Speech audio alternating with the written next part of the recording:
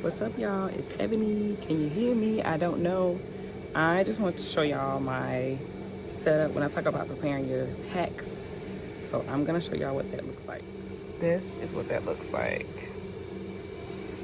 I have my needles to aspirate, needles, clamps, 2x2 alcohol. I save my baggies for trash.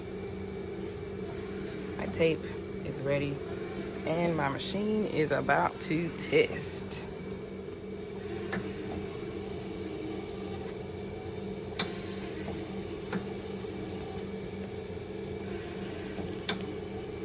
Okay, one more time, y'all. So right here I got my tape. I got my alcohol.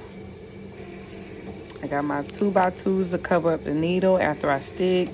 I have my dry syringes. I have my needles and my clamps. And then I save the bag and tape it on the end.